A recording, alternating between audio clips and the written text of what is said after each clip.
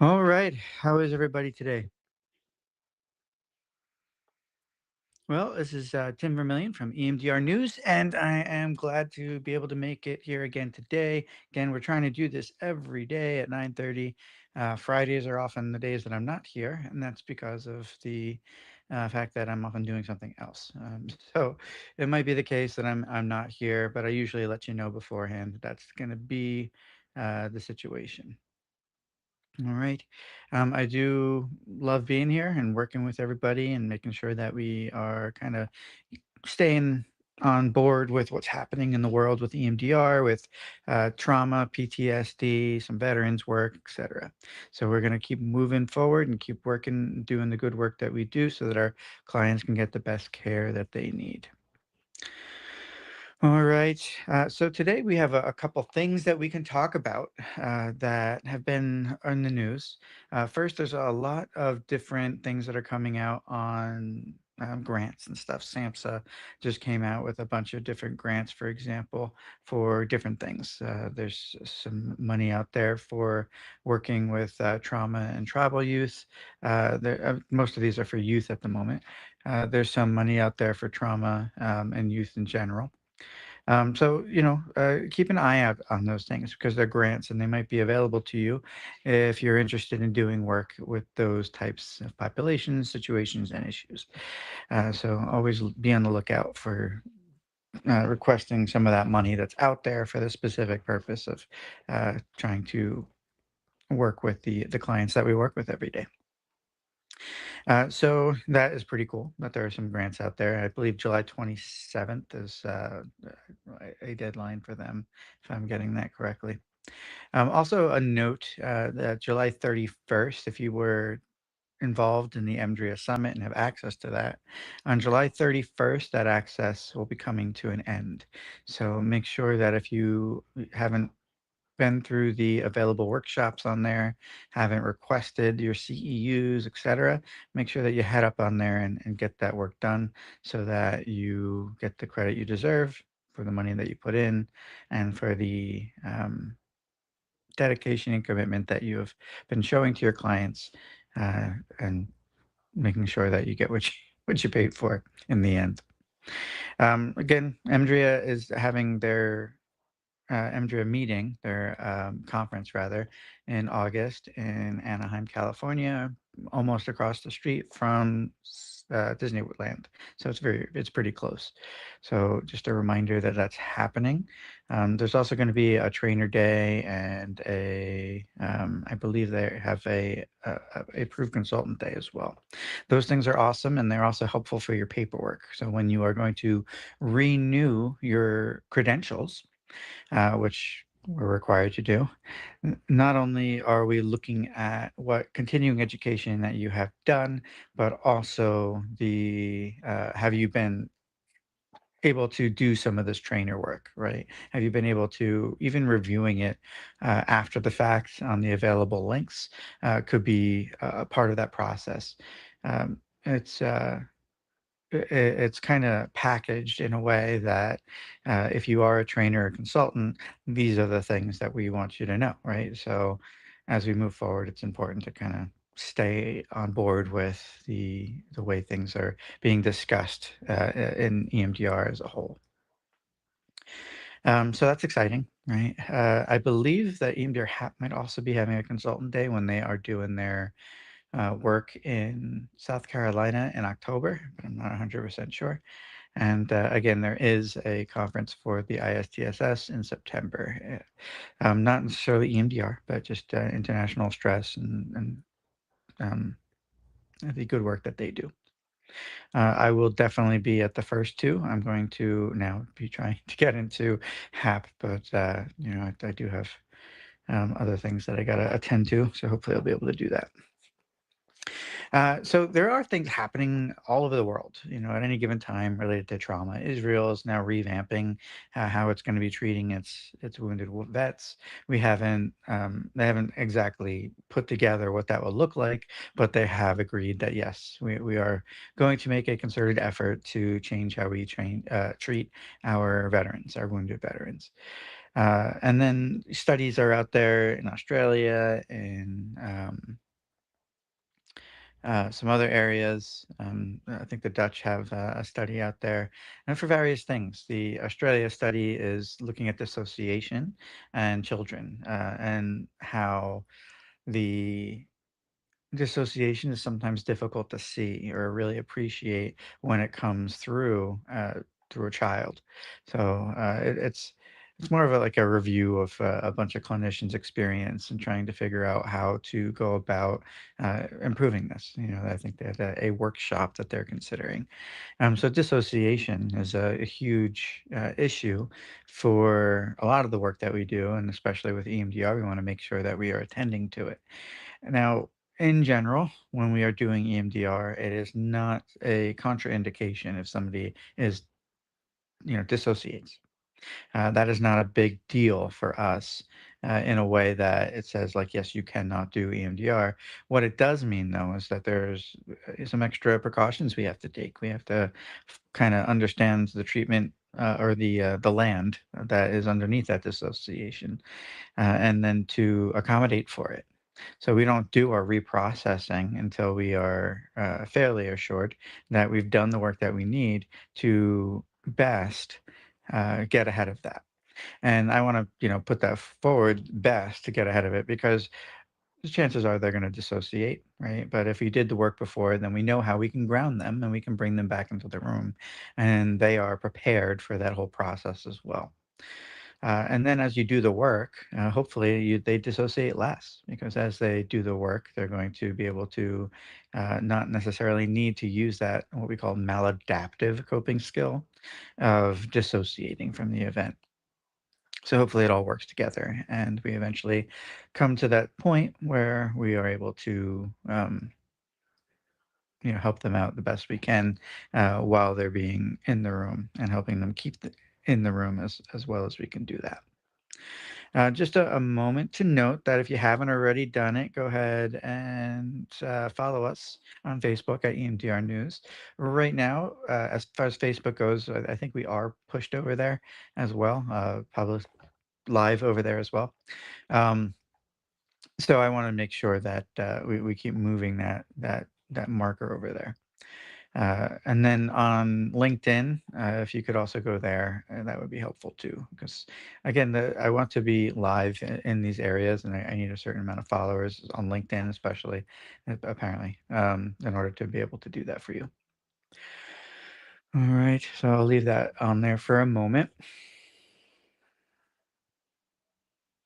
Yeah, like, subscribe, do whatever you can do to get us working in as many places as possible, getting us out there so that we can continue to do these and put it out to the people that need it most. Okay, so I just want to take a look at one more thing. Sometimes if I'm not careful, like yesterday, I had the music playing in the background the entire time. So good. It's not on right now.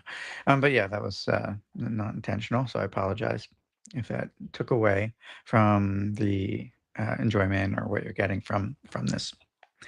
Um, so there's other things that are going on in terms of studies and research. The thing out of the Dutch was looking at EMDR and substance abuse and trying to figure out if the EMDR is going to help or hinder, or what the treatment effect is of having some of these um, evidence-based therapies available when handling a substance use situation. And in that case, I believe it found that EMDR was more effective at helping the process move forward than prolonged exposure was. I do have to go back and kind of review that one specifically. But again, this should be on EMDR News to kind of get a firm grasp on what the research says. And that's what I'm doing here a lot of times, is trying to make sure that I get you the information that you might not otherwise go and look for, or know that's out there, right? We're all so busy doing the work that we're doing, the important work of treating our clients, that we don't always have time to get an idea of what's out there. But in order to be a well-informed clinician, I'm trying to help you out here at EMDR News by bringing that stuff to you in a way that it's at your fingertips, that it's easier to get to, that you don't necessarily have to read the entire paper to get the gist of what's happening in the world. However, at the same time, that paper is available, that source is available, so you can go and dig into it and find out more information about these things that might be of interest to you, of interest to your client system, the population that you work with, or the situation that you work with. So keep looking at that stuff as well. And I also look at some of the EMDR stuff that's out in the threads. What are people asking about? So recently, there's a thread out there. When I say thread, I just mean people talking about it. Not necessarily Threads, which is a specific brand.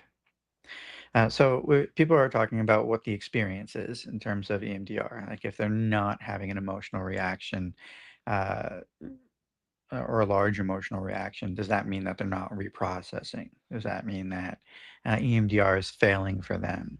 And I would, no is the answer. So we process through EMDR on different levels: physical, emotional, intellectual, right? Different experiences, different components of memory are innervated in some way in terms of the work that we do. So we might not always have this emotional reaction, but that might be okay. And some asked, what about if my mind wanders? So now if your mind is wandering, is that a bad thing? For full EMDR, no, it's not a bad thing. It's what we expect. And that's how our traumas, which are originally locked away, stored maladaptively, stored in isolation from all the other adaptive material that you have throughout your life. Um, that piece is now able to jump around and make connections and uh, come to different understandings, etc. So the idea that your mind is wandering can be a good thing, right? Sometimes we might be too far out of the ballpark, if we use that ballpark metaphor from the other day.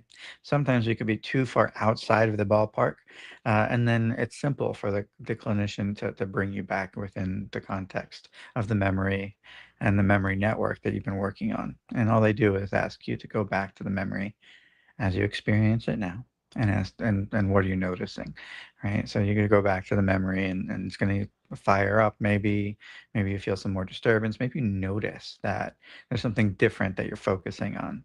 Maybe your other ideas from jumping around, from your mind wandering, are now available to you that weren't available to you before. And when you bring up that memory again right now, you have a different context, different perspective, or different thoughts about it.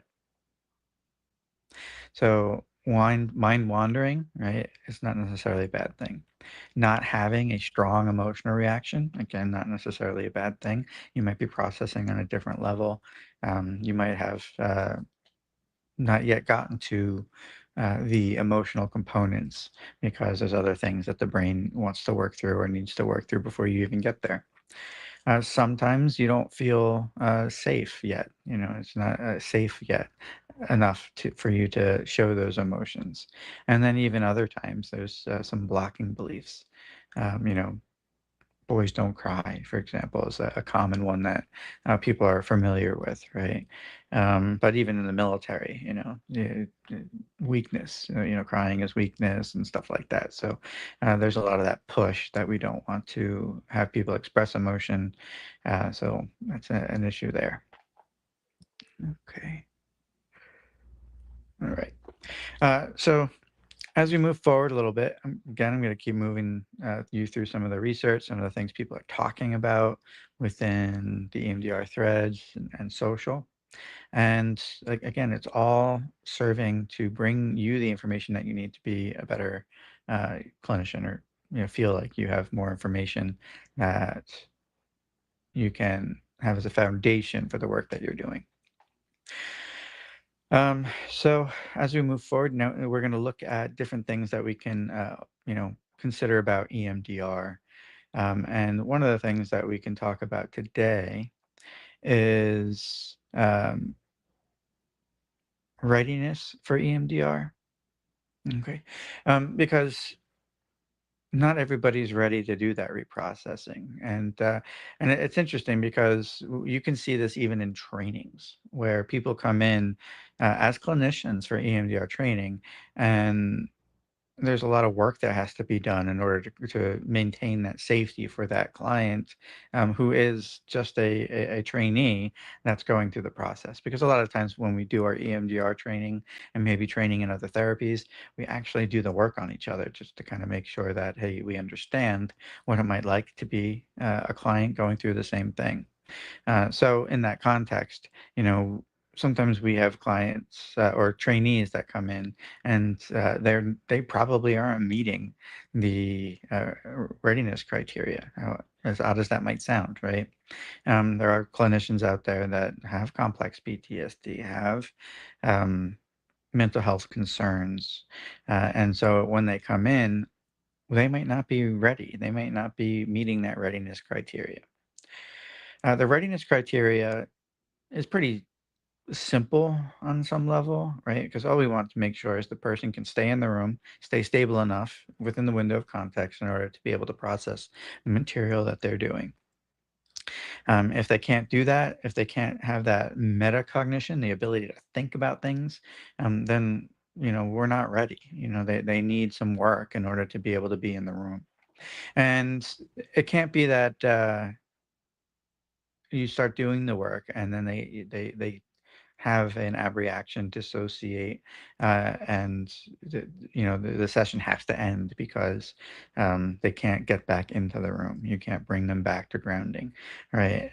They that would be difficult. That would be an issue in order to work with somebody that is dissociating and not being able to stay in the room. So what we're going to do when we talk about readiness is we're going to say, okay, well, yes, this person started EMDR reprocessing, but then dissociated and they can't stay in the room. So they no longer meet readiness criteria. If you could get them back into the room regularly, if they had the skills and you had installed those skills within them, that during reprocessing, you can help them get back into the room, then they would be meeting readiness criteria. But in the cases such as we're talking now, where people are dissociating and that's it, it's the end of the session, that's not readiness. Then you have to move them back to the EMDR phase 2, do some more preparation work, make sure they have the resources, the understanding of how to ground themselves, and maybe even the back of the head scale, which is that simple scale, which gives you both a way to discuss where they are in their dissociation, where they are in the room. So if you recall, this is a Jim Knipe thing. Jim Knipe is an author and EMDR clinician that's been doing EMDR for quite some time. He has the EMDR Toolbox out, which is a great book. It kind of helps with learning how to work with complex clients. Simply putting your hand out and saying, yes, I'm in the room with you, right? And as you move the hand back and forth, it is letting you as the clinician and the client have this communication and idea of where they are. Are they completely dissociated in their head? If they were, they're probably not doing this with you, right? So are they close to that, or are they in the room with you? Now, you don't have to wait until somebody is completely in the room with you in order to do EMDR. They can be somewhere in the middle, and that's okay, right? The idea is to have one foot in the memory and one foot in the present. So being completely present might mean that they're not stimulated enough in order to actually get benefit from the reprocessing. Excuse me, benefit from the reprocessing. So if they can't do all of those things, right, be grounded, figure out the back of head scale, all of these things, then they might not be ready to do EMDR. And that's okay, right? The reprocessing phase of EMDR, they're not ready for that because everything is EMDR. That's okay. So when they go back to readiness, now you're going to go take those steps back and be like, okay, what does this person need in order to get back to reprocessing? And we do that the entire process of the work that we're doing from EMDR phase 1 and on. And the EMDR phase 1, we're trying to find the gaps first that might keep them from being able to reprocess and get benefit from the work that we're doing. Right. So it's not just that they're able to stay in the room, but they have enough adaptive material on board that the processing will be of benefit to them. right? Because if you just skip that whole part about trying to make sure that they have adaptive connection, then we're going to leave them in a place where all they're doing is ruminating over negative stuff because they don't have access to the positive stuff. Also, if you're doing a good job at this resource building and finding these adaptive memory networks and building them up prior to going to reprocessing, you as the clinician are building up your cognitive interweave bank.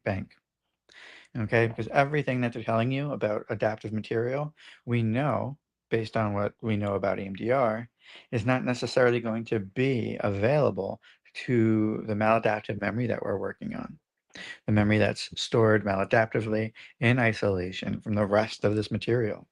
So when they're getting stuck, looping, blocking, you've tried your mechanical strategies, your TISA strategies, you've been doing your best to stay out of the way. And at some point you're like, yeah, I need to kind of step in and hopefully have this person get that step forward into reprocessing to continue that process, right? So then you say, okay, something along the lines of, a cognitive interweave, right? That you're pulling from possibly all of that material that you did in phase two, right? I'm confused. You're saying that, you're a bad person, but how can you be a bad person and X, Y, or Z, right? How do you hold those two things in mind at the same time? Something like that.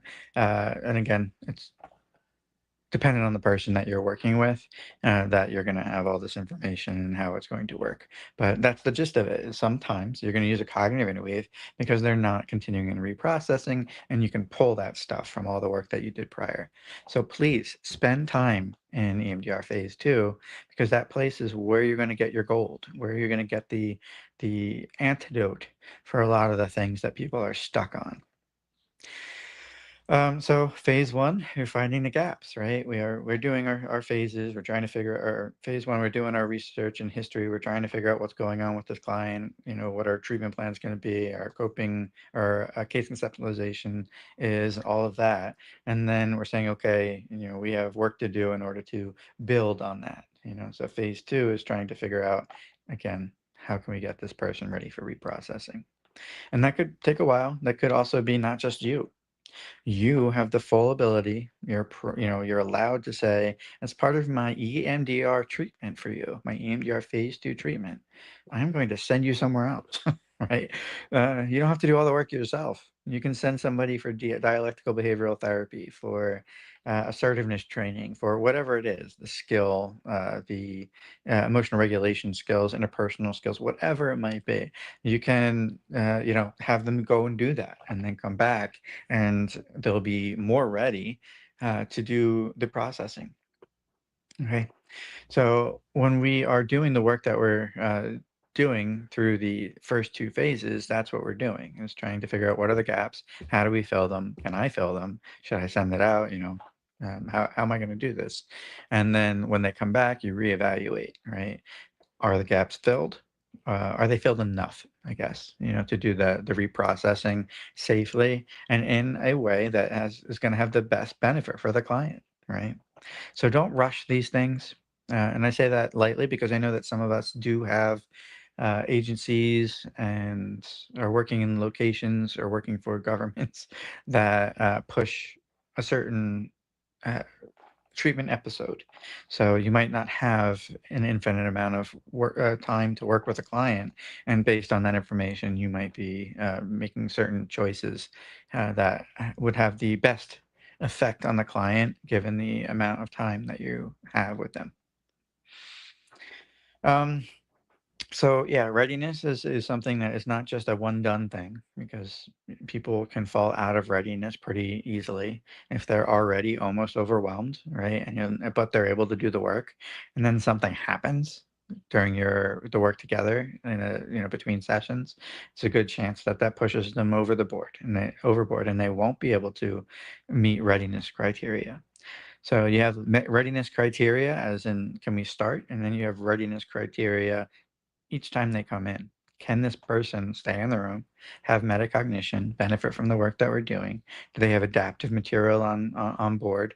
Is it ready to go? Do I have that as the antidote if I need to help them? And so we want to attend to these things each time that they come in, not just at the beginning of the treatment with the person. So we, when we are talking about the idea that people might not be ready each time, what do you do, right? So we can't just say, okay, let's send them out every single time that something happens in a session where they became overwhelmed because of things that happened the week before, right? The crisis du jour is something that is very common for with people, especially because they get to talk to you, you know, they might not have other people that they really can talk to, and so you are there. You're a easy mark in terms of laying out all their other issues as well. But they're not paying you for that if they're paying you for a crisis or paying you for that issue that they came in with per se, right? Um, and some people might have that idea that they're paying just to come and talk. But what we are usually understanding with therapy is that people are coming with a problem, and we're going to help them with that problem so that we can push them out of the nest and have them go and work on that problem now successfully on their own. Um, so what do you do when a client comes in and it does not meet readiness criteria that day, right? You have the opportunity to not do EMDR. But what I would say is that we want to do what we can in that session, maybe just the beginning, maybe the whole session, to get them ready to continue doing EMDR.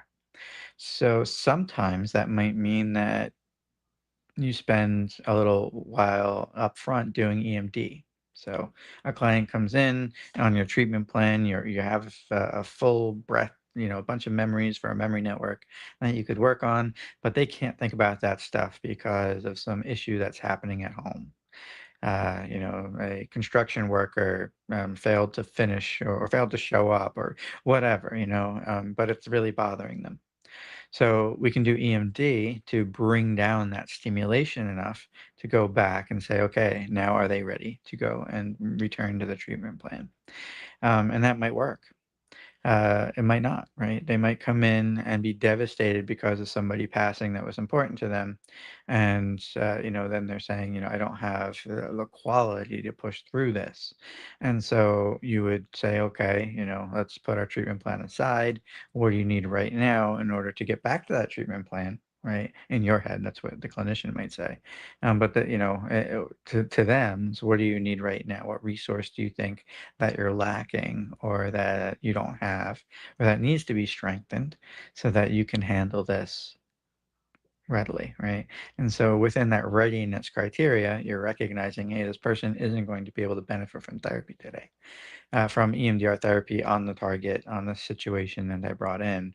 However, what I can do is do some RDI, resource development, in order to help this person move forward in the situation that's getting in the way of the treatment plan so that I can move back to the treatment plan next session or something, session after that. So readiness is uh, different. Readiness is something we have to check in every time that they come in.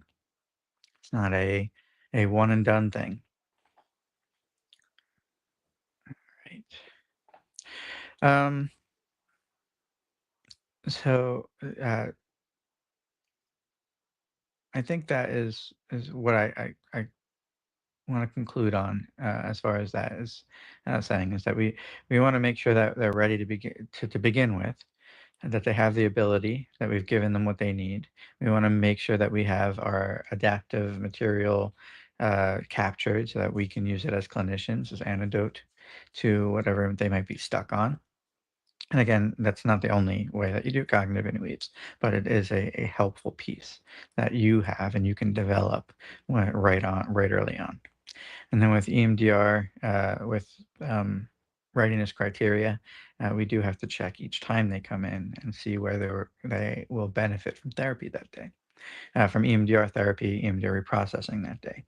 And we make different moves and make some different choices based on what we see and what we understand in order to determine if we're going to be doing EMDR or not. Okay, so that's what I'm going to talk about there. And just give me a couple of seconds. I'll be right back. And I want to talk about the what is that called? Um, no, my BLS software. It's in beta again, so as I move through things and add things, uh, your feedback is really important to me.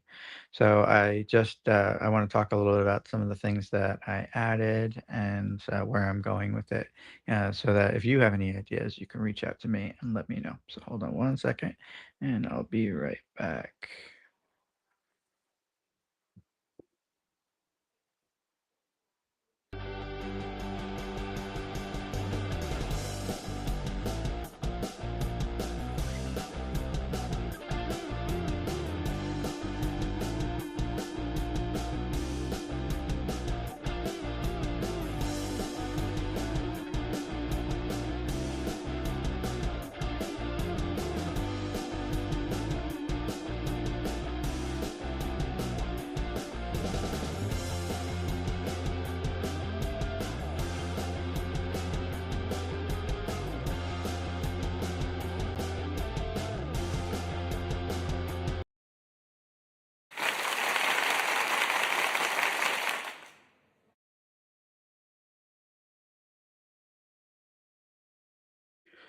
So thank you very much for the applause. Just I can apparently do sound. All right, so we do have my BLS software, which I'm excited about because again, it's beta and most like 99% of it is free. The only thing that I would say is that if I do eventually decide that yes, we're going to put a gate up for people that want to keep uh,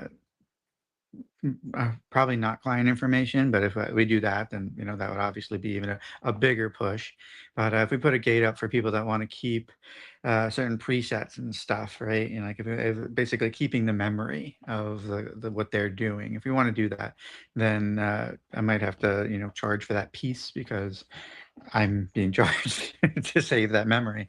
So keep that in mind. I'm doing my best to keep it as free as possible as we move forward. But one of the things that I just added recently that I wanted to bring up was the EMDR, no, the videos. So within the context of using the tool, you should be able now to bring up a video. So you're sharing a browser video, which means that it's on their computer. It's like a peer-to-peer video thing, and we can lock the room as well. I'm trying to make it as secure as possible, right? There's some encryption within the actual server, so that would help the process moving between you and your client. But at the same time, I can't promise it's completely HIPAA, so just keep that in mind. There's no BAA, Business Associates Agreement, and other aspects of things. I'm going to keep trying to shore that up to make it as secure as possible as I move forward. But at the same time, use it. It's probably as secure as like a Zoom right now. Um, so keep that in mind. There is a way that you can send links to Zoom and other platforms through the BLS tool, but it's not embedded at the moment. But it's just another way of using that material. So you're going to be able to do video. So one of the cool things about the video is it's going to stay there where unless you turn your own video off, but it's going to stay there. The idea behind keeping you present is literally keeping you in the room when the client is working. If they're uncomfortable with that, sure, turn off your computer, turn off your camera. But if they're fine with you being in the room, that is often a clinical important piece, then you're going to be right underneath where their eyes are going to go back and forth. Your video is going to be right there.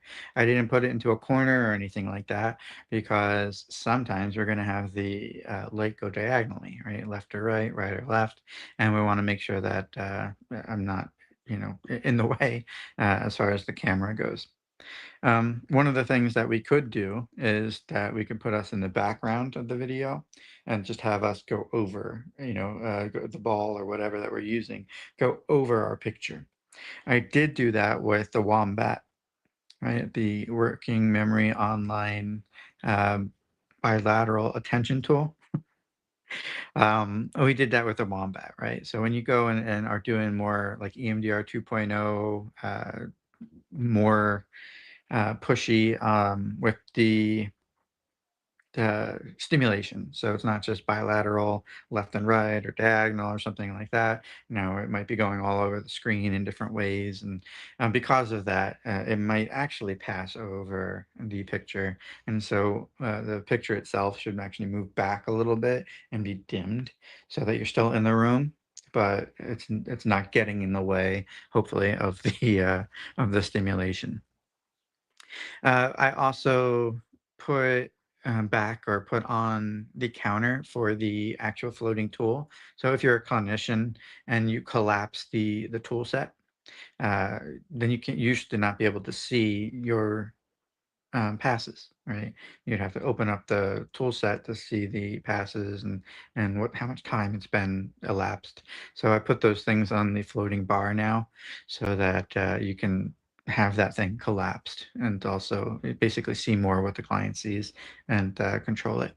Now you can move that floating island anywhere that you want. And there's a little house on there that if you click it, it'll bring it back to the center. So you can move that floating island if you want to. Um, so hopefully the video thing kicks off. It's something that I'm working on. It's not like, hey, this is good. This is exactly the way I want it. But it's a work in progress. So if you want to take a look at it, please do. And again, beta, there's bound to be some bugs as I move forward. Anything that you can think of that you want on a free side, all right, let me know. And I keep emphasizing on a free side, because if you're going to come back and tell me I want to save presets, then that's not what I'm looking at. But how can I make the tool better the way it is? Like, what's available to you now? How can I make that better? So, please help out with that. I'm interested in learning your thoughts and what you need in every given time. And the sky's the limit. If there's something out there that you want, I can probably make it happen on that app, right? I want to be careful of not being a homer, right?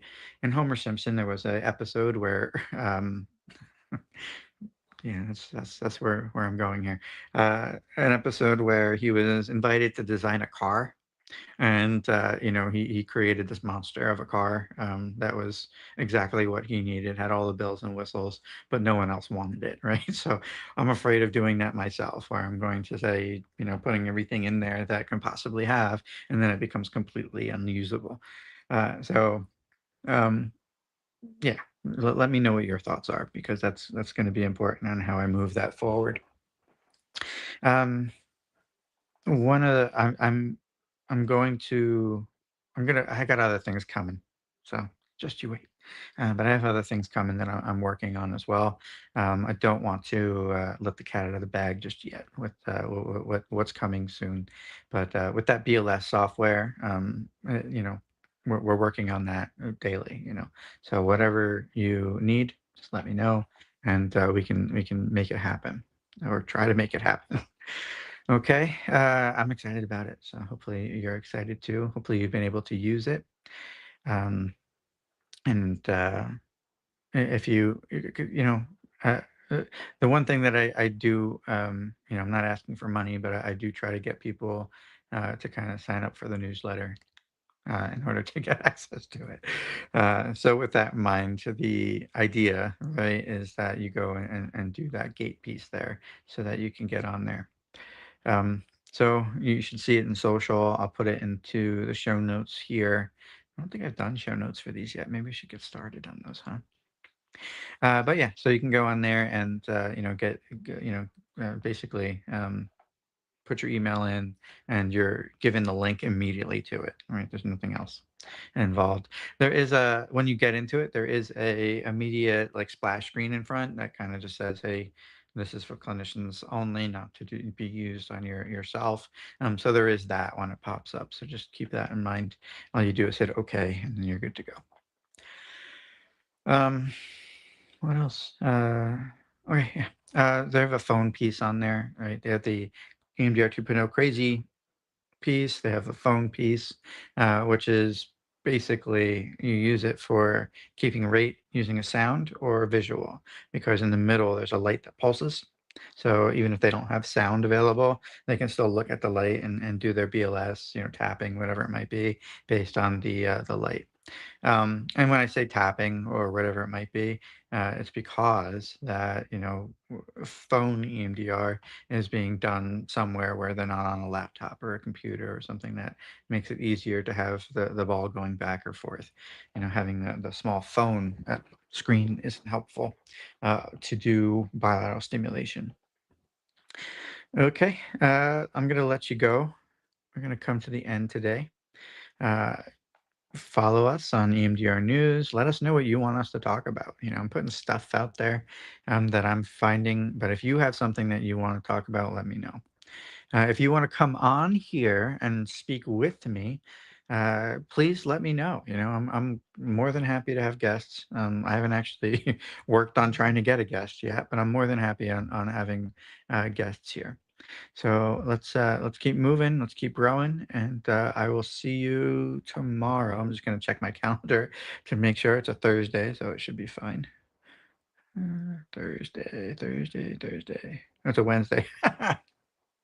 Yeah, so it's a Wednesday tomorrow, and it is fine. So I'll be here Wednesday, I'll be here Thursday, and this week I'll be here Friday, it looks like, as well. So Wednesday, Thursday, and Friday, I'll be here doing the stream with you. So I look forward to seeing you again. Have a good one, and have a great Tuesday.